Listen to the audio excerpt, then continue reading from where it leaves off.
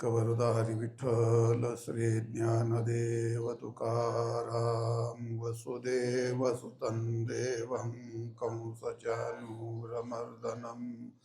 देवकी परमानन्दं कृष्णं वन्दे जगद्गुरुं मूकं करोति वाचालं पङ्गुं लङ्घयते गिरिं यत्कृपातमं वन्दे परमानन्दमाधवम्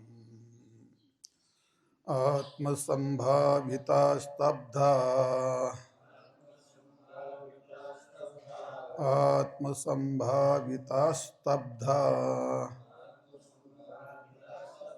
धनमानमदान्विता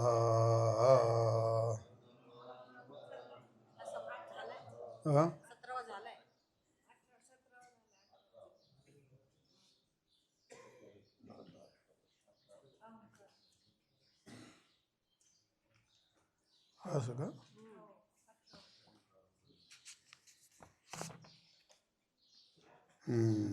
खरंच रे, पाहिलंच नाही मी ते. अहंकारं बलं दर्पं अहंकारं बलं दर्पं कामं क्रोधं च संश्रिताः कामं क्रोधं च संश्रिताः मामात्मपरदेहेषु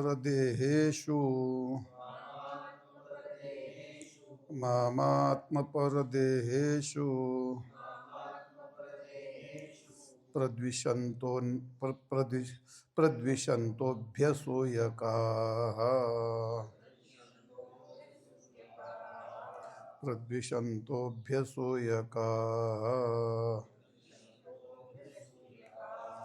अहंकारं बलं दर्पं कामं क्रोधं च संश्रिताः मामात्मपरदेहेषु प्रद्विषन्तोऽभ्यसूयकाः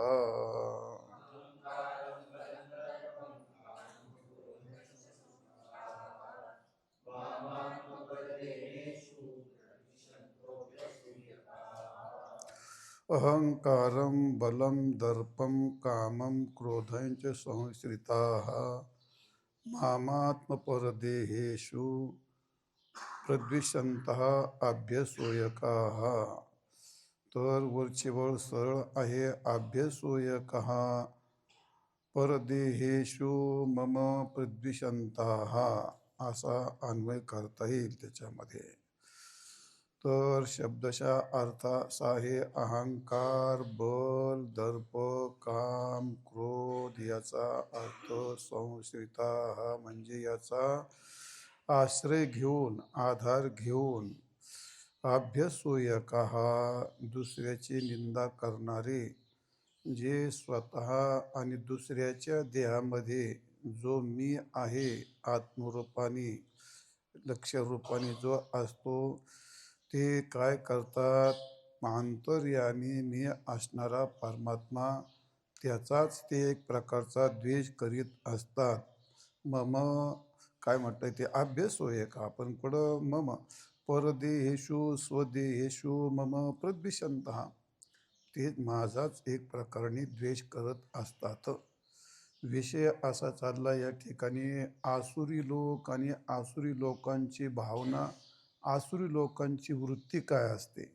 मग आसुराचं कशाला चिंतन करायचं, तर आसुराचं चिंतन करण्याकरता ह्या ज्या वृत्ती असतात तर या वृत्त्या आपल्या ते कमी जास्त प्रमाणाने असतात. आता वरचं कालच्या श्लोकामध्ये आपण पाहिलं काय म्हणला, आत्मसंभवितः. तर आत्मसंभवितः आपल्याला पण अशी केव्हा तरी भावना होती मी कोणतरी आहे. स्वतःच्या स्वतःबद्दल तो स्वतःच तो श्रेष्ठत्व मानित असतो. त्या श्रेष्ठत्व मानण्याकरता त्याला काय आसुरच लागतात अशातला भाग नाही. आपल्यासारख्याची भावना ती होऊ शकते, आपल्यासारख्याची ती भावना होऊ शकते. त्यामुळे अशी भावना दूर करण्याकरता आपण आपल्याला हे तपासायचं असतं. मग जसे ते माणसं धनाने गुणाने आपल्याला विशिष्ट समजतात, आणि त्या विशिष्ट समजून कमी श्रेष्ठ आहे.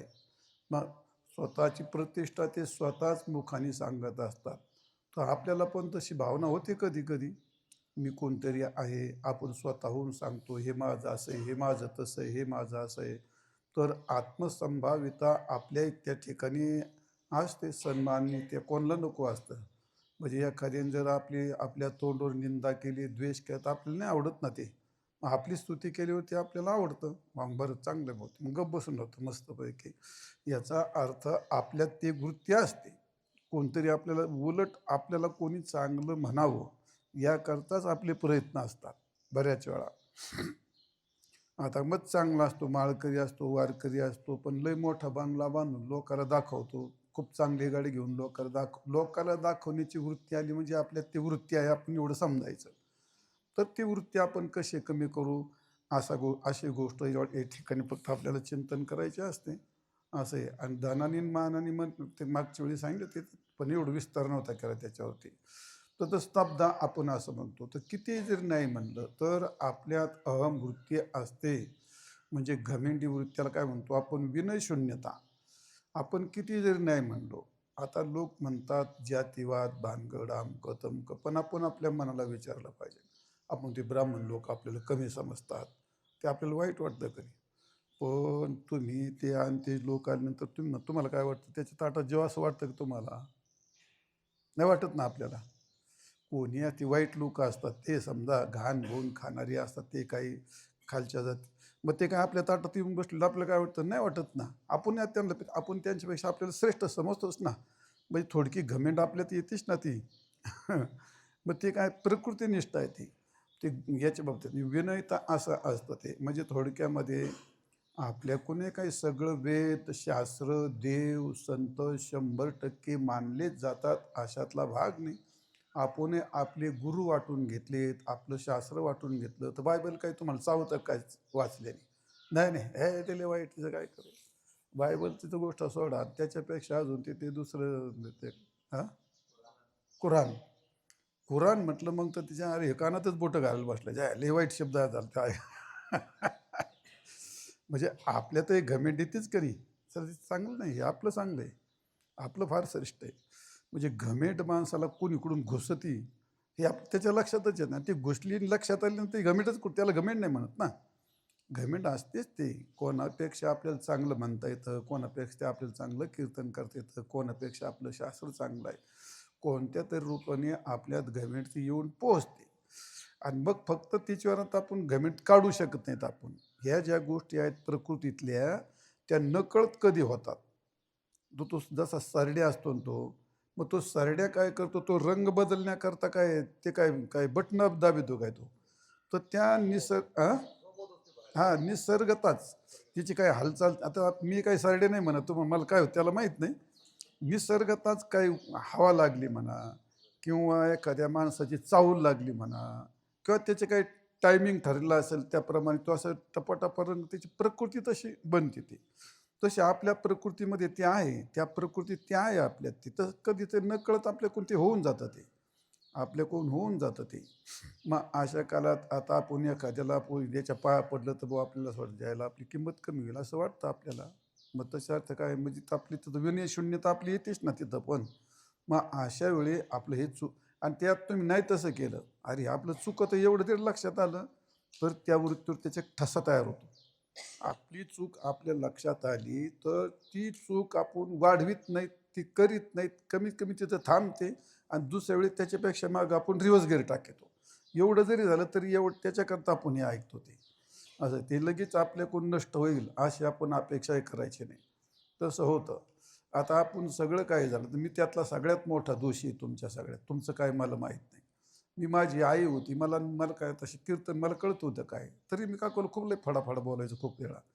मग त्यावेळी त्या वयाने म्हणा, त्यांचं ज्ञानच तसं असतं, त्यांची एक भावना वेगळी असते, खूप बोलायचो मी काकूला. आता तिच्या भावनेची मला धड ज्ञानही नव्हतं, मला तिची कदरही नव्हती. आता ते मी 1:30 वाजता यायचो ना, झोपायचीच नाही तोवरती. का कुठं गाडी आदळती का कुठं काय होतंय आणि काय आता ते. आणि मग ते मी त्याला खूप 2-4 वेळा लई बोललो ना, तर ते तशीच जागी राहायची. इकडून गाडीची लाईट पडली तर कार्यक्रम व्हायचे त्या. मग गाडी लाईट पाहिली भाऊ गाडी आली आता, मग गपचीप झोपायची मग ते आता. पण आता मला तिची तिची मला जाण होती का ती? नाही. मग आता न जाणून मला नाही वाटत तुमच्या ह्याच्यात कोणी, बरं काय आहे, रागवायचं हक्काचं ठिकाण कोणतं राहतं ते? बायकोला तू तर एवढा सडेतोडं बोलू शकत नाही. दुसऱ्या माणसाला कोणी, बापाला पण, बापाला काय, बापापुढे आपलं काही चालत नाही बहुतेक मुलाचं. ते मग येऊन जाऊन रागवायचं ठिकाण कुठं येतं ते आहेच. झालंच का नाही आपल्याकडून ते? मग कोण सुटत त्यातून? मग आपल्याला त्यावेळी इतराला नाही कळत, पण मला पण कळत होतं ना. काही बिघडायचं माझं, कालून तरी बिघडणार, नाही तर काहीतरी. आता तिचं ते वय, तिचं ज्ञान, याचा मी विचार नव्हतो करीत ना त्या कालामध्ये. म्हणजे माता पिता कोणी श्रेष्ठ आपल्याकडून कळत न कळत विनयभंग होतो. आपल्याकडून विनयता चुकून का व्हायना पण आपल्याकडून होऊन जाते ती. मग आता होऊन तर गेली, त्याला काय करायचं? त्याच्यावर पण औषध सांगितलं सांगताना. त्याचं काय आहे, ज्यावेळी झालं त्यावेळी वाटलं, किंवा आता आता त्या दोष तर झाला, मग त्याच्यावर औषध आहे. त्याला म्हणतात अनुतापेन शुद्धता. त्याचा पश्चाताप झाला का त्या दोषाचं क्षालन होतं. शास्त्र असं सांगतंय, अनुताप तीर्थे ना आला नाहून मग जातो आला. अनुताप तीर्थे नाये, आहे का नाही? तर ते याचा अर्थ अनुतापाने त्या दोषाचं क्षालन होतं. आणि म्हणून आपण चिंतन केल्यानंतर मागच्या झालेल्या चुका किंवा पुढे होणाऱ्या चुका, आपण त्या चुकापासून पाठीमागं येणं एक साधना असते ती एक प्रकारची. ती म्हणून स्तब्धा आपल्या कोणती गोष्ट असे होते. म्हणजे थोडक्यामध्ये आपण त्याला काय म्हणतो, तो आता बऱ्याच वेळा शब्दातून होतं ते. आता ती प्रकृती काम करते, माझी प्रकृती तशी येते. तापट प्रकृती म्हणा, काय ती प्रकृती अशी असते एक ती. एखादं फटकन एखाद्याला शब्द बोलल्या जातो, होतं का तसं आपल्या. मग त्या शब्दातून आपला गर्व बाहेर येतोच ना. आपण किती नाही म्हणतो येतो, एखाद्याला रागवतोच ना आपण ती. मग शब्दात होते, क्रियेत होते. म्हणजे स्तब्धता जी असते ते आपल्या प्रकृतीत नाही म्हणलं तरी ती राहतेच आपल्या प्रकृतीमध्ये. तर ती त्याच्याकरता आपली ती गोष्ट चालत, आपण त्याच्यावर मागच्या वेळी फार चिंतन नाही केलं. पण तसं तर मग यज्ञाच्या बाबतीमध्ये आपण जे जे काही करतो 100% विधीने होतं, अशातला काय भाग नाही. आपण पूजा करतो, आपण वारी करतो, आपण भजन करतो, पाठ असतो आपलं, हे सगळं आपल्यात यात कुठंतरी अविधी घडतेच. पाठाचे नियम असतात, स्नान करावं, उपरणं नाही तर काही उघडे घेऊन बसावं. मग आता ते आपल्याकडून ब्रह्मविद्या आहे, ब्रह्मविद्येचं श्रवण, हे स्नान करून शुचिरभूत सोहळ्यातच बसावं. पण ते होत नाही ना आपल्याकडून. त्याचे खूप देश काल प्रसंग अडचणी येतात त्या. आता या थंडीत तिथं बसावं उघडं, आता इथून 20 किलोमीटर यायचं पाठ ऐकायला, आणि तिथूनच उघडं या. मग काहीतरी आपल्याकडून विधी आपल्याकडून राहते ना थोडीफार तरी. मग त्यात ते असं होऊ शकतं ते आपल्याकडून. म्हणजे नाम मात्र काहीतरी दोष आपल्याकडूनही होऊ शकतात. धनमान मदान्विता, तर ते मदान्वित त्याला काय म्हणतात, ते उन्मत्तता.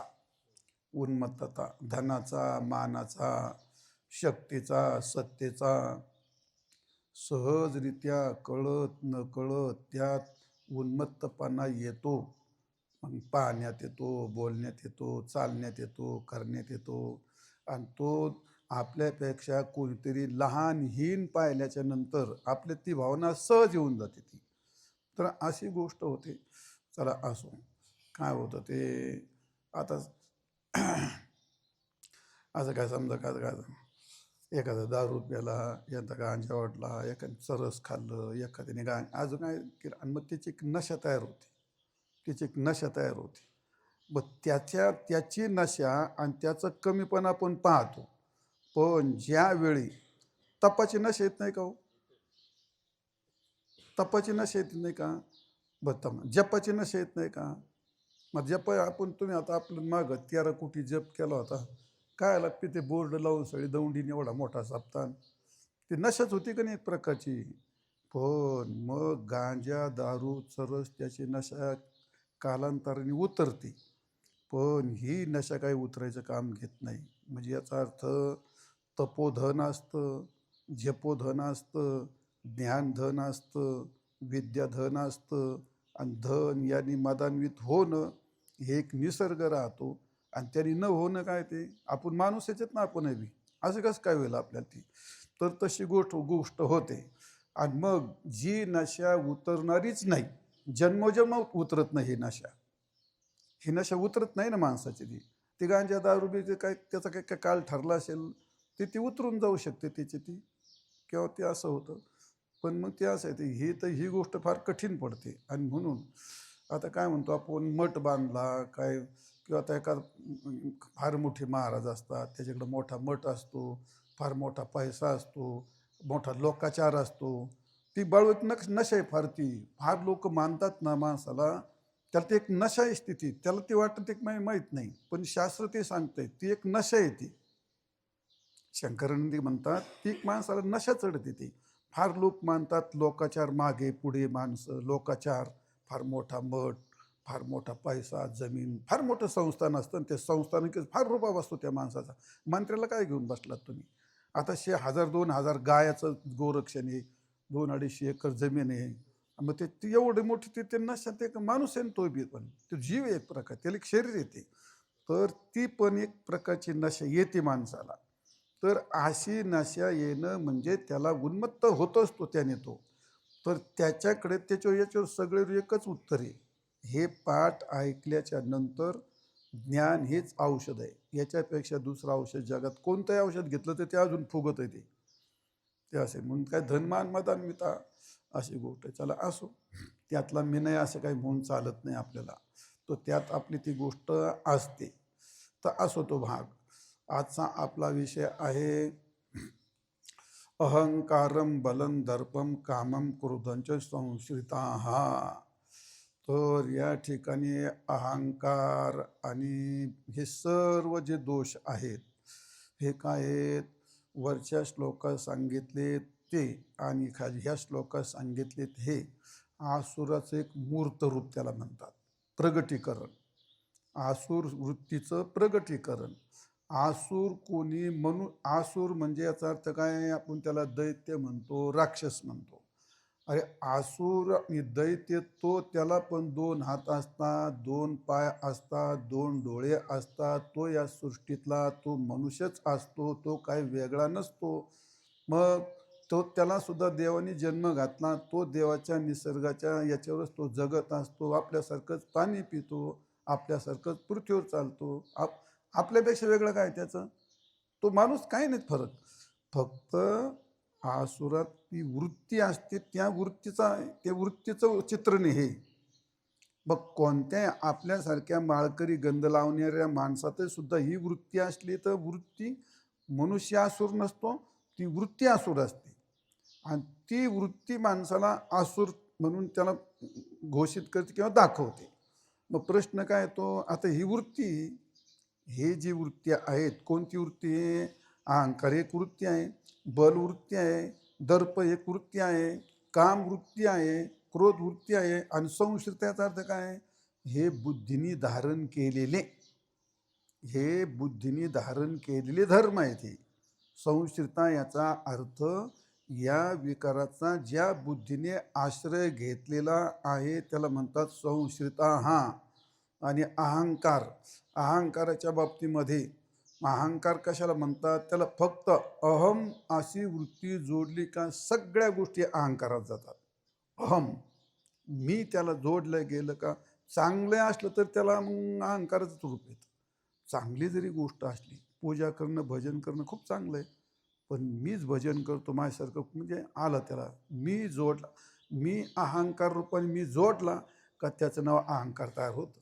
असं ते अहंकारला काय आमका विषय लागतो असं नाही. तो झाडाच्या रूपाने पण अहम जोडला जाईल, दगडाच्या रूपाने जोडलं जाईल, बांगल्याच्या रूपाने जोडलं जाईल, गाडीच्या रूपाने जोडलं जाईल, किंवा प्रतिष्ठेच्या रूपाने जोडले जाईल, विद्येच्या रूपाने जोडलं जाईल. अहंकार त्याला एक त्या आळाईसारखा तो आश्रय शोधितो आणि त्या आश्रयाने त्याची पुष्टी होत जाते. आणि म्हणून अहंकार ही एक वृत्ती असते. अहंकार काय, त्या वृत्तीचे विषय अनेक असू शकतात. आणि म्हणून मग काय, मग त्याला तो विषय काय शोधेल याचा काय भरोसा नाही. बऱ्याच वेळा काय म्हणतो तो, अहो आमच्यासारखी गोष्ट, आमचं घर फार कुलवान आहे, आमची गोष्ट, आमचं परंपरा फार शिलवान आहे, आमची परंपरा, आमचं मोठं कुल आहे, हे का नाही, आमचं कुल मोठं आहे. त्या अंकाने काय शोधला तेव्हा तो नुसतं कुल. आता ते कुल काय डोळ्याला दिसतं का कुलाला काय आकार आहे, नाही आमची परंपरा, आमचं खानदानीचं घराणं नाही. मग त्याला ते कुलशील म्हणतात त्याला. तर त्या अहंकाराने कुलशील शोधलं आणि मग आम्ही इतरांपेक्षा कुलवान आहेत हे सांगत असताना अहंकाराने शोधलं. बस अहंकाराला त्याचा वारा, त्याला काय म्हणतात पुढे ते दर्प, त्या दर्पाचं काय दर्प काय दृप्यता, दृप्यता याचा अर्थ धारण करणं, पकडणं. मग त्या अहंकारात, मग त्यात काय म्हणतात त्याच्यात त्याचं लक्षण काय केलं, मी पाहिलं होतं लक्षण केलं त्याच्यात. म्हणजे त्याला ते वायू, जसा चित्तामध्ये वायू आकार धारण करतो ना, मग त्या वायूने काय होतं ते असं चित्त फुगतं ते, आणि फुगल्याच्या नंतर मग तो फुगा फुगत होतो, मग त्याच्यामध्ये वारा भरला जातो. तशीच गोष्ट असते याच्यामध्ये, त्या वृत्तीमध्ये असा कशाच तरी वारा भरतो आणि तो फुगतो, त्यालाच नाव म्हणतात अहंकार. तर असं आहे. म्हणून काय आहे, बऱ्याच वेळा म्हणजे मीच एक कुलवान आहे आणि कुलसंपन्न आहे म्हणून अहंकार फुगतो. दुसरी गोष्ट, मीच एक वेदशास्त्र वाचणारा आहे, मी एक विद्वान आहे इतरांपेक्षा, वृत्तीने तो विषय शोधला, अहंकार पुष्ट झाला. दुसरा विषय, इतरांपेक्षा मला जास्त ज्ञान आहे, नवे नवे मी सर्वज्ञ आहे, मी सर्वज्ञ म्हणजे मीच ईश्वर आहे, इथपर्यंत वृत्ती जाते. केल माग ईश्वरमहम भोगी शुद्धोहम बलवान सुखी, त्या 15 श्लोकात गेले का नाही ते. हा, मग त्याचंच रूप आहे. हां, त्याचंच रूप आहे ते. मग मीच एक धर्मज्ञ आहे आणि धर्मनिष्ठ आहे. मला धर्माचं जेवढं कळतं तेवढं इतरला कळत नाही, आणि मी फार धर्मिष्ठ आहे, धर्माने आचरण करणार आहे, मी काही इतरासारखा आहे काय, ही अहंकाराचीच वृत्ती असते. दुसरी गोष्ट, बरं माझ्यासारखा निष्ठावान आहे कोण, आता या वृत्तीने काय शोधलं, निष्ठा. ह्या वृत्तीने काय शोधला, धर्म. ह्या वृत्तीने काय शोधलं, शास्त्रज्ञान. ह्या वृत्तीने काय शोधलं, कुलशील. अजून वृत्ती काय शोधते, काय नाही शोधत. काही नसताना तो स्वतः श्रेष्ठ मानून बसतो. अशी अहंकाराची वृत्ती असते. याला म्हणतात अहंकारम बलम. बल याचा अर्थ, सर्व तुम्ही कोणतंही बल जर घेतलं तर त्या बलाला काही रूप नसतं, ते असं आहे. हे सगळे बलच असतात ते. या बलावरती मग ते बल कशाचं असेल हे काही सांगता येत नाही. बल मग त्याच्यावरती त्या बळाच्या जोरावरती हे विद्येचंही बल असतं, धनाचंही बल असतं, मानाचंही बल असतं. कशाला तो बलवान असं त्याचं बल तयार होत असतं. असं या बळावरती मग त्या बलाने काय करतो तो, अनाचार, अत्याचार, अनाचार, दुराचार, अत्याचार आणि हिंसाचार, कोणताही चार घ्या, त्याच्याकरता दुर्बलाला हे करता येत नाही. दुर्बल माणसं कोण असं कधीही होऊ शकत नाही, त्याला बलवान लागतो. काय करायचं म्हणतो, आता अनाचार करतो. अनाचार करतो म्हणजे काय, सर्व लोकनीती, शास्त्रनीती किंवा लोकनीती, शास्त्रनीती या नीतीच्या विरुद्ध वर्तन करणं याला अनाचार असं म्हणतात. अनाचार असतो मालिन्य, अत्याचार असतो मूर्खता, आचार विचार संयुता सदाचार हा उच्यते. अनाचार असतो मालिन्यम. मग याला काय म्हणतात, ते अनाचार याचा अर्थ लोकनीती आणि शास्त्रनीती याच्या विरुद्ध वर्तन करणं याला अनाचार म्हणतात. आणि अनाचार कोणालाही करता येत नाही, त्याच्याकरता बल लागतं. ज्या दुराचार करण्याकरता जे बल लागतं, मग काही ठिकाणी बुद्धीचं बल, काही ठिकाणी शरीराचं बल, तर मग काही ठिकाणी काही इंद्रियाचं बल, धनाचं बल लागतं. कोणत्याही बलाने तो अनाचार करू शकतो. एक. दुसरी गोष्ट, दुराचार. दुराचार याचा अर्थ म्हणजे थोडक्यात त्याला आपण व्यभिचार असं म्हणतो. तर असा दुराचार, दुर्बल त्याला काय म्हणतो, त्याला उठता पण येईना, ते काय वाईट त्याला काय वागायचं, त्याला दुर्बलाला काय करता येतं, त्याला सुद्धा ती शक्ती अधिक झाली. त्याच कालामध्ये हे दुराचार अनाचार घडतात. ते मापापेक्षा विशेष होणं, मापापेक्षा जास्त होणं, तीच माणसं दुराचार करू शकतात. जसा अनाचार तसा दुराचार, आणि जसा दुराचार तसा हिंसाचार. हिंसाचाराला बलच लागतं ना. हिंसाचार तसं कसं काय करेल, हा मग शब्दाने असेल, क्रियेने असेल, कशाने असेल. हिंसा तर अनेक प्रकारची होते. मग हिंसाचार करण्याकरता सुद्धा याला काय लागतं, ते बलच लागतं. म्हणजे बलवान झाला तर त्याला ती हिंसा करता येते. कोणलंय वाघ, सिंह हे रोज हिंसा करतात. ते काय ते तो रोज हिंसा करतात नाही काय, शेळीचा बोकडे थोडाच हिंसा करतो. ते काय कोणाला काय, त्याच्याकडे ते बल नाही ना कोणाला मारायचं. मग असं त्याची हिंसाचार करायला तीच गोष्ट लागते, हिंसाचार. आणि अत्याचार, त्या अत्याचार तर कोणते, अतिक्रमण करणं. अत्याचाराचा अर्थ काय, अतिक्रमण. एखादी बांध करणं, बरं का, एखादी बांध करणं, कोणाची मतं चोरणं. अत्याचार तर कोण आहे, अति आचार म्हणजे त्या रेषेचं उल्लंघन करणं. चांगलं असेल वाईट असेल तर याच्याकरता लागतं बल, असो तो भाग. म्हणजे याला म्हणतात, जसा अहंकार एक वृत्ती आहे आसुरी वृत्ती, तशी बलम, आणि बलाने एवढे दुराचार आचार असे होतात. मग त्याला म्हणतात एक आसुर वृत्ती असते, कामम. पुढे काय, दर्पम. दर्पम नाम दृप्तता. तर ह्या ज्या वृत्त्या आहेत त्या वृत्त्या धारण करण्याकरता त्या बुद्धीत काय लागते, शक्ती लागते, धारणा लागते, दृप्यता. काम, क्रोध, लोभ, मोह, द्वेष, मत्सर वगैरे हे सगळे आहेत, हे बुद्धीत धारण करणं याला म्हणतात दृप्यता. म्हणजे त्याची धारणा धरणं, त्याची धारणा करणं, त्याला दर्प. असा दर्प त्याच्यामध्ये असतो. म्हणजे आपण त्याला काय म्हणतो, घमेंट. घमेंट स्तब्धात गेले होते, तसे घमेंट म्हणजे थोडक्यात ते दर्प असतो तो त्याच्यामधला, उन्मत्तपणाच थोडक्यामध्ये तो असा दर्पाचा तो विषय आहे. त्याला काय गुरमी, आता गुरमी म्हणलं, घमेंट म्हणलं तर त्याचा अर्थ तोच होतो. तर असे त्याला म्हणतात काय ते, दर्प. कामम. आता कामाचं तर किती काय, ते काय बोलायचं काय कामच नाही. काम म्हणजे थोडक्यात इदम मेष्यात, इदम मेष्यात इथे काम शब्दित. हा, तर मला पाहिजे, माणसाची त्याला सकामता म्हणतात. कोणत्याही विषयाची इच्छा होणं, आणि इच्छेच्या नंतर तो विषय मिळाल्याच्या नंतर त्याच्या ठिकाणी आसक्ती बनणं, हे कामाचंच रूप असतं. आणि म्हणून शंकराचार्यांनी तर असं म्हटलंय, जी निष्कामता निष्कामता निष्कामता आपण असं म्हणतो. आता लोकांना निष्कामताच कळत नाही. तुम्हाला देव भेटला, किंवा तुम्हाला देव भेटणं, देवाने माझ्याकडं वळून पाहावं अशी जरी इच्छा झाली तर तुम्ही सकाम बांधता. आता किती नाजूक गोष्ट आहे ती, आहे का नाही. देवाने माझ्याकडं पाहावं एवढी इच्छा तर झालीच ना. मग आता त्याच्यावर जर तुम्ही तुमची निष्कामता जाती म्हटल्यानंतर, मग आता ते कशी काय गोष्ट आहे. मी नाही नाही नाही, ते असू द्या. तू इच्छा वाईट नाही, ते इच्छेचा जो विषय, विषय चांगला आहे तो. पण ती विषय जरी चांगला असला तर ती जी तुमची भावना आहे, इच्छा आहे, ती फासा घालते ना तुम्हाला. ती फासा गुंतून ठेवते ना, ती फासा घालते ना. नाही नाही, हा, त्याचे आता आसुराचं वन चांगल्याची हेच नाही करायचं ना तो. इथलं काम कसं आहे, तो आसुराचं काम आहे ना तो.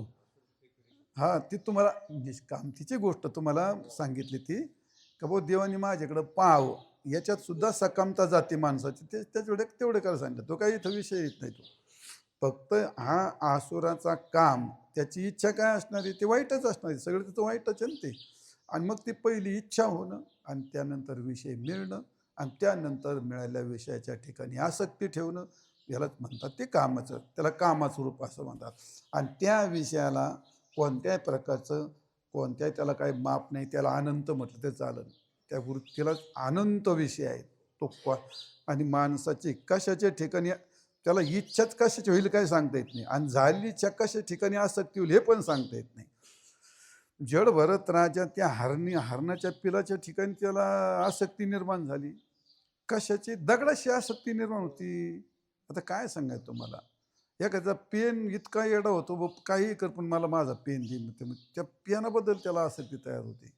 कशाची होईल हे काही सांगताच येत नाही ती गोष्ट. आणि म्हणून कामाची गोष्ट अशी आहे, कामम. आणि क्रोधाची गोष्ट न सांगितलेलीच बरी. क्रोधाची गोष्ट ती सुद्धा एक प्रकारचे काय आहे ते, तर काम असतो तसाच क्रोध असतो, पण ह्या सगळ्याच्या बुडाला असतो काम. आणि कामाचंच एक विकृत रूप असतं, त्याला म्हणतात क्रोध. क्रोधाचे खूप वेळा चिंतन केलं जातं, ते काय सांगत बसतो तुम्हाला. क्रोध, त्याला क्रोधाग्नी असं म्हणतात. आणि क्रोध हा अग्नी दुसऱ्याला जाळतो, त्यापेक्षा पहिलं आपल्याला जाळायला सुरुवात करतो आणि मग दुसऱ्याला तो जाळतो. पण क्रोध अग्नी हा कधी क्रोध आला आणि त्या क्रोधाचं, क्रोध कधी भगवंताला पण क्रोध आलेलं वर्णन आहे, ऋषीमुनींचा क्रोध वर्णन केला आहे, साधू संतांचा क्रोध वर्णन केला आहे. आपलं तर पावला पावलाला क्रोध असतो. हे मी तुम्हाला सर्व सांगितलं. या क्रोधाचे परिणाम आणि पर्यावसान कधी चांगल्या झालाय का? भगवंताचा क्रोध आला, तिने कोणा तर नाशच करून टाकला ना. दैत्याच्या बद्दल क्रोध नसतं आलं तर कसे काय मारले असते ते? ज्यावेळी ऋषीमुनी कोणाला शाप दिले, त्या काळात त्यांना क्रोधच आला असेल ना. मग त्या क्रोधाने त्याचं कधी चांगलं झालं? त्या क्रोधाचं रूपांतर नाही झालं. तुकाराम महाराज म्हणजे किती सांगू तर नाही, किती बट किती हे काय. तर नाथ महाराज, तुझ्या आयला तुला काय भूत लागलं होतं का? इकडं बसला तोंड करून नीट बैस ना, हरी हरी म्हण ना. ते क्रोधाचंच रूप आहे. परीशी गवारा सादर भिल्ले शारंगधर नाथ ज्ञानेश्वर महाराज म्हणतात, हे क्रोधाचेच रूप आहेत. पण त्या क्रोधाचं पर्यावसान वीस तो कशावर टाकला आणि मग त्याचं काय नष्ट होण्यातच रूपांतर आहे का दुसरं कशात रूपांतर आहे त्याचं? अग्नी पडल्याच नंतर त्याचा विनाशच. तसा मग क्रोध अग्नी हा नजरेतूनही पडतो, शब्दातूनही पडतो आणि क्रियेतूनही पडतो. मग त्याने कधी कोणाचं चांगलं झालं असं कधी आहे का? कधीच नाही. म्हणजे ते विनाशाचंच गोष्ट असते. तर या आसुर वृत्तीमध्ये तो क्रोध, त्या क्रोधाला धारण करून असा बराच विनाश केला जातो, असं सांगण्याचं तात्पर्य. असा क्रोधम कामम क्रोधम च संश्रिता. तर याला काम क्रोध मोह लोभ, मग काय म्हणतात त्याला, कठोरता, हे सगळे बुद्धीचे दोष धारण करणं याला म्हणतात संश्रिता. आणि असं संश्रिता आणि पुढे काय अभ्यसोयका. त्या अभ्यसोयकेच्या बाबतीमध्ये माणसाला सहजरित्या, काही माणसाची प्रकृती असते निंदेने पाप होत हे माहीत असताना सुद्धा, तर इतरांचे दोष शोधणं, बर चला दोष नसताना जर शोधले तर चला ठीक आहे. पण ज्यांना निंदा करायचीच असते ते आपल्या विरुद्ध माणसाचे गुणातही दोष शोधतात. ही मोठी वाईट गोष्ट आहे. तिचे गुण पण त्याला दोष वाटतात आणि एखादा गुणाला पण दोष ठरवायचं आणि त्याची निंदा करायची. अभ्यास होय का, गुण सुद्धा नाकारायचा. त्या समोरच्या व्यक्तीचा, त्याला जर ती व्यक्ती त्याच्या आवडीची नसेल, त्याच्या विचाराची नसेल, तर त्या व्यक्तीतले गुण शोधायच्या ऐवजी ते गुण शोधूनही त्याच्यात दोष टाकायचे, दोषाचा आरोप करायचा आणि निंदा करायची. अभ्यास होय का. तर ते असं आहे. एक तर पहिली गोष्ट, त्याला गुणच दिसत नाही. मग आणि असले गुण तरी त्या गुणालाही दोष म्हणायचं आणि त्याची निंदा करायची.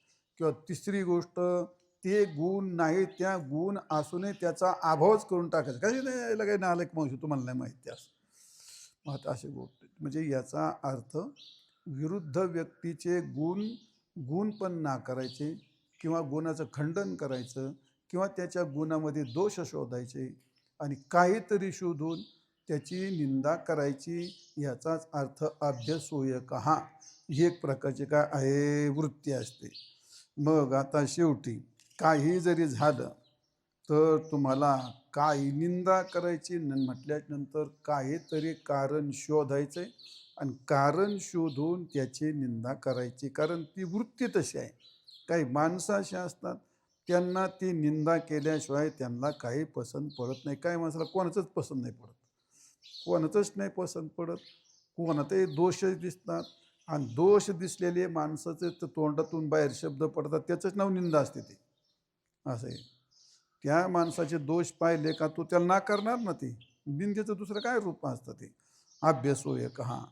म्हणजे शेवटी ती कोणाची निंदा करतात? ते भगवंताची निंदा करतात. आहे का नाही. आपली स्वतःचीच आत्मा तर सगळीकडं आहे. मग अशीच निंदा केली जाते. तिथे अभ्यास होय कहा आज होतो भाग अभ्यास होय कहा. मग त्यामध्ये मग काय म्हटलं ते आत्मपरदेहेषु. आत्मपरदेहेषु म्हणजे आपल्या देहात आणि इतराच्या देहामध्ये. मग ते काय करतात ते, तर एक प्रकारचा ते माझाच द्वेष करतात. मम विषंतः, तर माझा द्वेष करतात. तर आपला आपला देह असेल तर परदेह असेल, तर दोन्ही ठिकाणी भगवान सांगतात मीच आहे आत्मरूपाने. कुत्र्या मांजराचा जरी देह असला तर त्या देहात कोण आहे, मीच आहे. आत्मरूपाने कोण आहे, मीच आहे तो, आहे का नाही. तसं मग त्याच्या देहात मीच आहे, दुसऱ्याच्या देहात मीच आहे, अजून कुत्र्या मांजराच्या देहात मीच आहे, सर्व पशु पक्षाच्या देहात मीच आहे. आणि म्हणून असा असणारा जो मी त्यात, मग ते काय करतात, जर द्वेष केला. आता द्वेष केल्याच्या नंतर प्रश्न असा येतो, ज्याचा द्वेष केला जातो तर त्याला त्याचा जीव तर काही दिसत नाही, त्याचा आत्मा तर काही दिसत नाही. बस ज्याचा द्वेष कर त्याचे गुण तर काय त्याच्या डोळ्याला दिसत नाही. मग हे द्वेष करतो कोणाचा, तो त्याच्या शरीराचाच करतो. शरीर दिसतं ना डोळ्याला, शरीराचा द्वेष करतो ना. आणि शरीराचा द्वेष केला तर त्या शरीराला त्याचं ध्यानच नसतं. त्याच तो एक प्रकारचा चिखल दगड. नाही का, दगडाचा द्वेष केला का आणि त्या शरीराचा द्वेष केला का एकच असतात का ते एकच असतं. पण तरी सुद्धा त्याला ते माहीत नसलं तरी तो त्याचा द्वेष करतो. मग त्याचा करतो, भगवान सांगतात की त्या देहाचा द्वेष केला तर या देहाचा द्वेष होतो, आणि या देहाचा द्वेष केला तर त्या देहाचा द्वेष होतो. मनुष्य जसा दुसऱ्याचा द्वेष करीतो तसा स्वतःचा पण खूप द्वेष करतो. तो आपल्या मनानेच खूप करून घेत असतो. तो काय होतं, एखादा लहान मुलगा असला शाळेत जातो, त्याला जास्त मार्क आपल्याला नाही मिळायला जावं, काय आपल्याला बुद्धीच नाही दिली. एखादा गोरापान मुलगा पाहिला, मुलगी पाहिली का दुसरी मुलगी म्हणते हे तिचं किती रूप चांगलं आहे, मला नाही. त्या आरशापुढे जाऊन ती स्वतःला इतकी खिन्न होऊन जाते. मग ते मुली नका समजू तुम्ही, आपलं पण समजा. आपल्याला एखाद्या ज्ञानाचं काय आता असेल, लोकांनी एखाद्या लय मानलं, आपल्याला नाही मानलं, आयला काय सगळं आपलं नशीब पाळतं झालं. काय आपल्याला आईबापा अशी मिळाली, आपल्याला गरिबी अशी मिळाली. मग ते स्वतःचा द्वेष करतात, स्वतःचा द्वेष करतात. मग आता अशा काळात द्वेष केला तर तो ते शरीराचा होतो, किंवा त्याच्या शरीराचं केलं तर याच्या शरीराचा होतो, आणि याच्या शरीराचं केलं तर त्याच्या शरीराचा होतो. आणि शरीराचा केला का मग महादेवाच्या पिंडीवर विंचू असला, जर त्या विंचाला चपलाने मारायचं ठरलं तर मारल्याच्या नंतर तो विंचू मरतो, पण खाली पिंडीला चप्पल लागते ना. पिंडीला चप्पल लागते का नाही खाली. मग तसं आहे ते. देहाचा द्वेष करत असताना पर्यायाने तो माझा द्वेष होतो. भगवंताला एवढंच सांगायचं आहे, पर्यायाने काय होतो, तो माझा द्वेष होतो. आणि म्हणून मग मग द्वेषच करतो का, पर्यायाने काय, तर तो माझंच वैर करतो, माझं वैर करतो, माझा द्वेष करतो. आणि त्याला मला त्याचा त्रासही होतो, माझीच निंदा करतो. हे सर्व द्वेष त्या ठिकाणी येत असतात. आणि म्हणून असो तात्पर्य, हे कोणी श्लोकामध्ये काय सांगितलंय, तर सर्व तात्पर्य एक आसुर वृत्तीचं चित्र भगवंतानी उभं करून दिलं. अर्जुन काय आसुर नव्हता, आणि भगवंताला आसुराचंही काही प्रवचन करायचं नव्हतं. पण एक आसुर वृत्ती असते. म्हणून मी नेहमी तुम्हाला पहिल्यापासून सांगतो, आपल्या अधिकाराचा आणि आपल्या स्वभावाचा आपलं चित्रण उभं करणारा आणि आपल्याला समजून घेणारा 16वा अध्याय आणि 17वा अध्याय. 16व्या अध्यायात आपले सगळे दोष सांगितले, आणि 17व्या अध्यायाचा उतारा सांगितला. 17व्या अध्यायामध्ये काय सांगितले, त्याचे हे दोष घालण्याकरता सगळे साधनं सांगितलेले आहेत. आहारापासून आहारापासून ज्ञानापासून सगळे तप कसे करायचे ते सांगितलेलं आहे त्याचं त्या असं. तर चला, तानहं दिशत क्रूरान्, तानहं दिशत क्रूरान् संसारेषु नराधमान्, संसारेषु नराधमान् क्षिपामि जस्रमशुभा क्षिपामि जस्रमशुभा नासुरीष्वेव योनिषु नासुरीष्वेव योनिषु तानहं दिशतः क्रूरान् संसारेषु नराधमान् क्षिपामि जस्रमशुभा नासुरीष्वेव योनिषु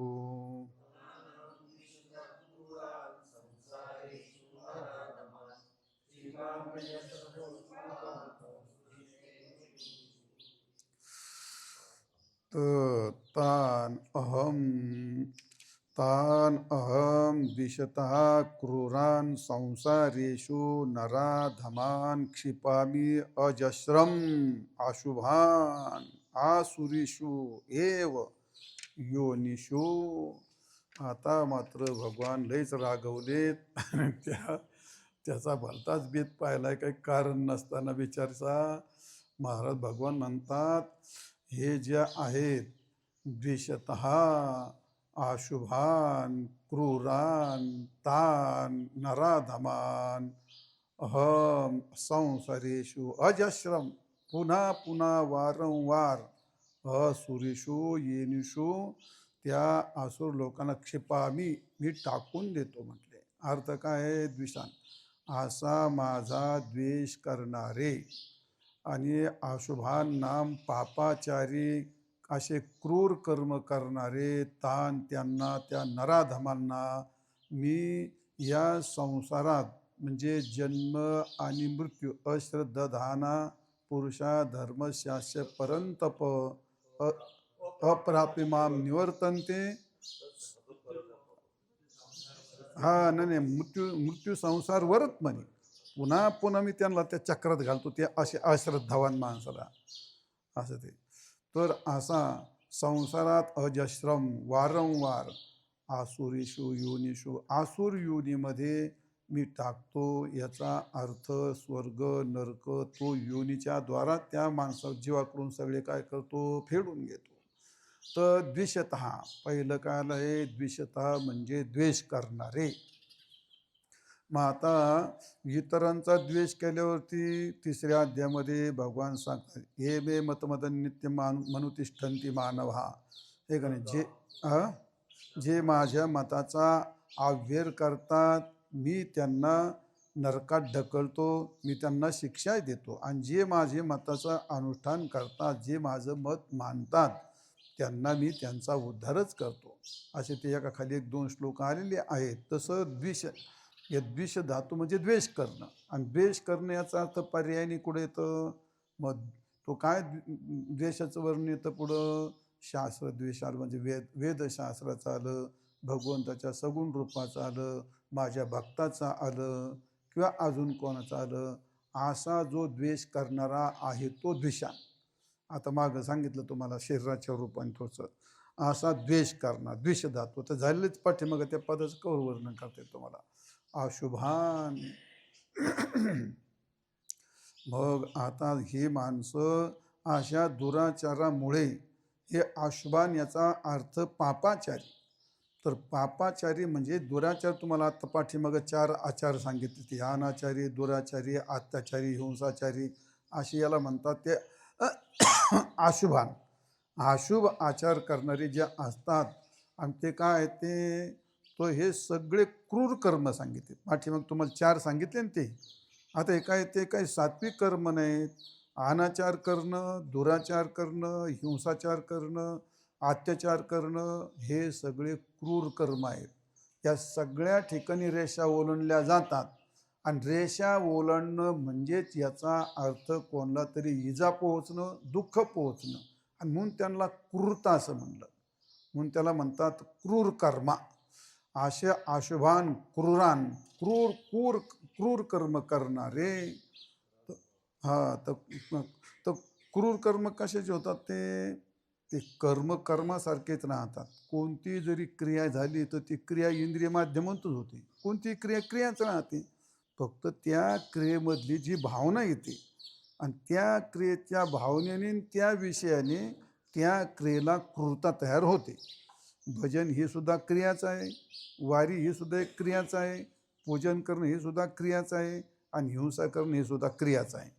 फक्त त्या क्रियेचा विषय आणि त्या क्रियेतली भावना, आणि त्यामुळे त्या क्रियेला क्रूरता तयार होते, असं आहे. नाही तर क्रिया काय, क्रियाच नसते, क्रिया तर जड असते. मग अशी जी क्रिया असते, असे क्रूर कर्म करणारी, क्रूरता म्हणजे याचा अर्थ इतरांना इजा पोचणं, हिंसा करणं, असे क्रूरान. आणि मग ते नराधमान, नरेश्व आधमहा, थोडक्यात नराधम, नर आधम नसतात, तर जे आधम कृत्य करून त्यांच्या ठिकाणी आधमता हे विशेषण मानल्या जातं.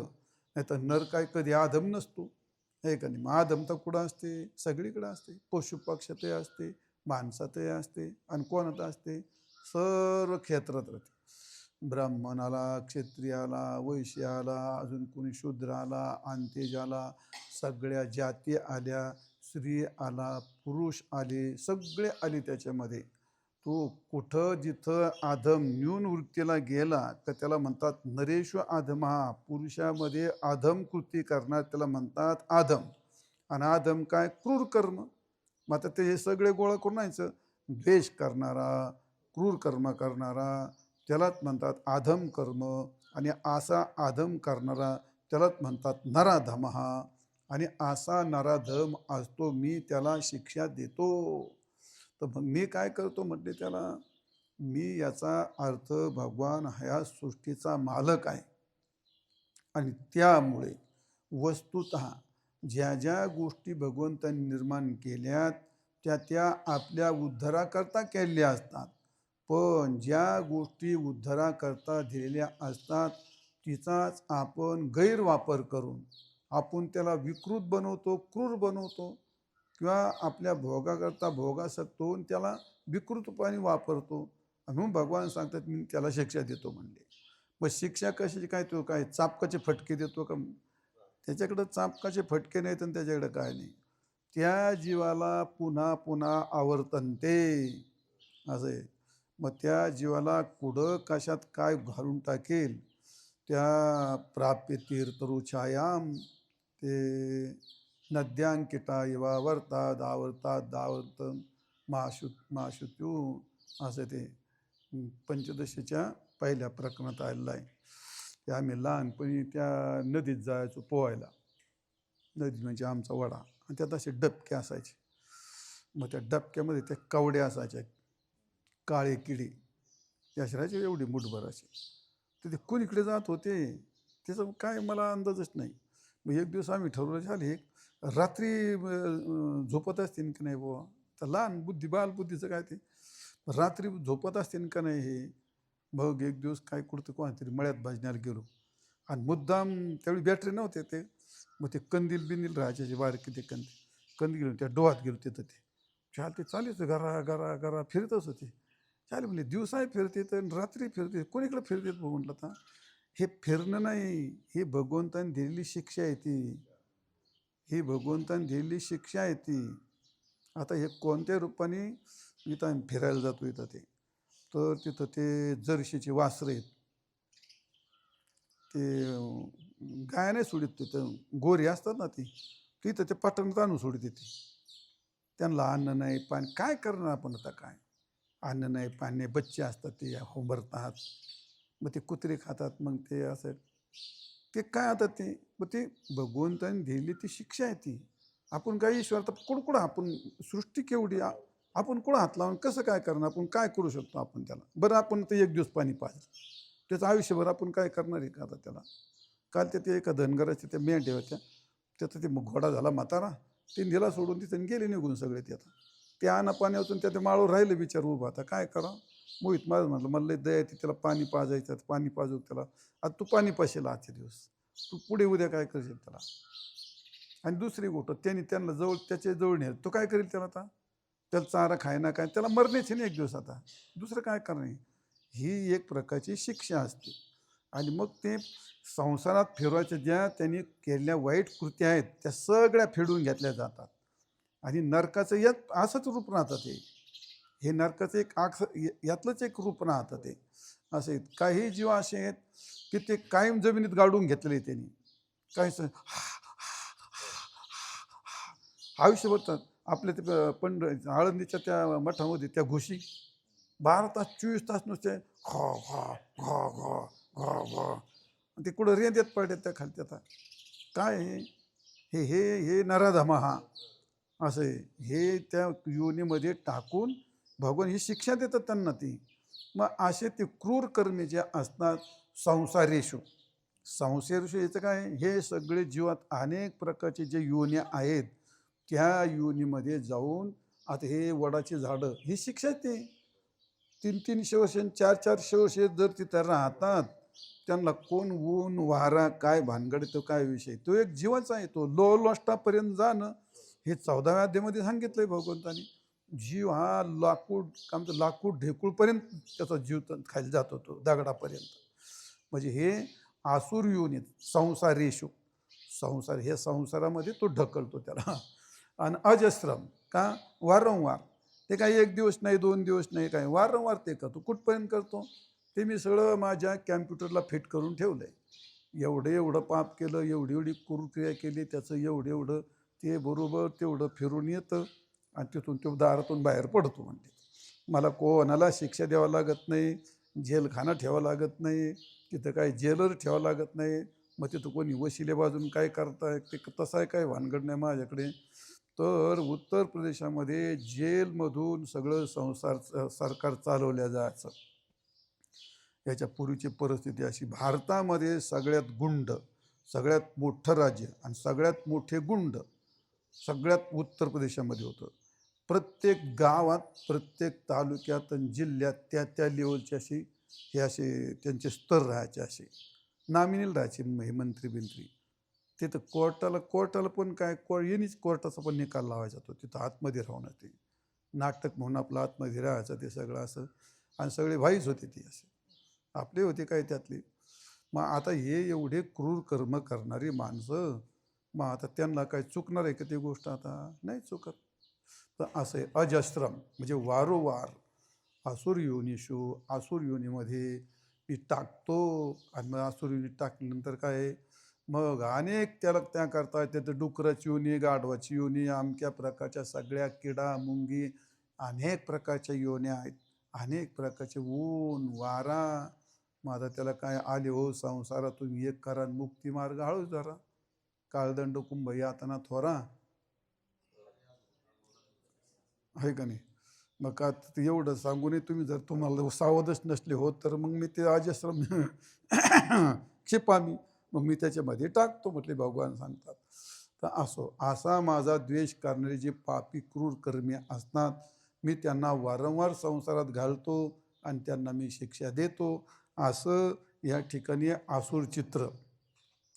तर अजून भगवंतानं आलं ते शेवटवर थोडक्यात आता ते एक श्लोक आहेच अजून त्याचा. पुंडलिक वरदा हरी विठ्ठल श्री ज्ञानदेव तुकाराम विठाल विठाल विठाल विठाल विठाल. पुंडलिक वरदा हरी विठ्ठल श्री ज्ञानदेव तुकाराम पंढरीनाथ भगवान की जय. माऊली ज्ञानेश्वर महाराज की, जगद्गुरु तुकाराम महाराज की, रामेश्वर भगवान की जय.